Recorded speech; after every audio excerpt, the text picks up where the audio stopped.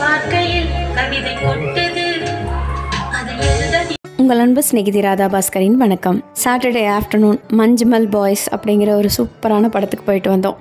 மலையாள படமாக இருந்தாலும் பாதிக்கு மேலே தமிழில் தான் இருக்குது. ஃப்ரெண்ட்ஷிப்புக்காக உயிரே கொடுப்போம் அப்படின்னு சொல்கிறத கேள்விப்பட்டிருப்போம். ஆனால் இந்த படத்தில் உண்மையாக நடந்த ஒரு கதையை அப்படியே காமிச்சிருக்காங்க. உண்மையாலுமே ஃப்ரெண்ட்ஷிப்புக்காக உயிரே கொடுத்து தன்னோட ஃப்ரெண்டை காப்பாற்றுறாங்க.